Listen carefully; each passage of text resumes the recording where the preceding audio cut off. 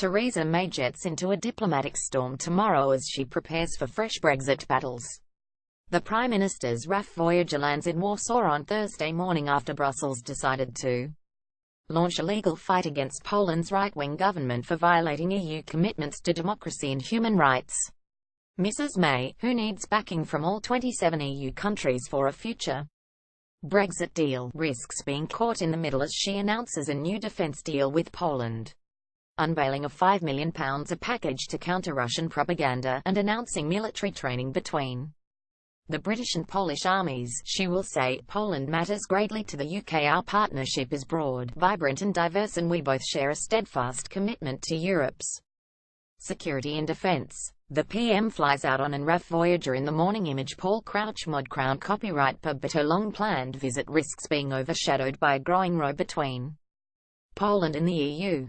Lib Dem Brexit spokesman Tom Brake said, "It was a massive mistake for the Tories to get into bed with the populist, right-wing and homophobic Polish Peace Party. Now Theresa May has been left in an awkward position that is totally self-inflicted." Tom Brake accused the Tories of cozying up to the right-wing government in Warsaw. Image AFP. The UK must be firm with the government in Warsaw and support EU efforts to defend democracy and the rule of law in Poland.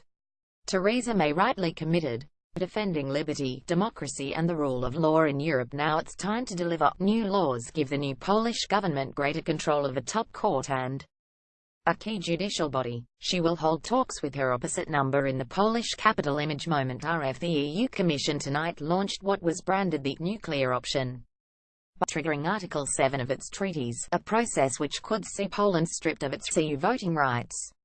Brussels claimed the rule of law is under threat, and accused the Poles of a naked abuse of political power. Number 10 insisted the PM would tackle her Polish counterpart Mateusz Morawiecki over the row when they hold talks in Warsaw.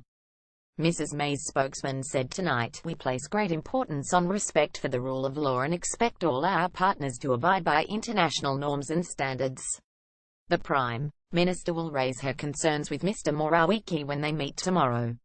SHE is taking a raft of top cabinet ministers on the trip. Image Getty Images. Europe. We hope Poland and the Commission can resolve this through discussion. Asked if the PM's whirlwind visit should be seen as an endorsement of the Polish administration, the spokesman added, "We have a strong bilateral relationship with Poland. We have shared interests going forward in areas such as security, in particular. They are an important partner and we will continue to work with them." Mrs. May is keen to stress Britain's commitment to Poland as the UK quits the EU. She is leading a high-profile British delegation, including Chancellor Philip Hammond, Foreign Secretary Boris Johnson, Defence Secretary Gavin Williamson, Home Secretary Amber Rudd and Business Secretary Greg Clark. But her visit will be watched closely in Brussels as the PM attempts a tricky balancing act. She said last night, "I am determined that Brexit will not weaken our relationship with Poland, rather, it will serve as a catalyst to strengthen it." Mrs.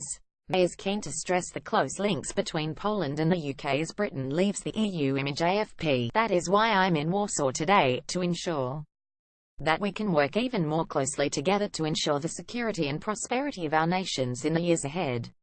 Although the UK is leaving the European Union, we are not leaving Europe, and I will reaffirm to Prime Minister Morawiecki that we want to work with Poland and the other member states in the future to protect our shared values, people and interests.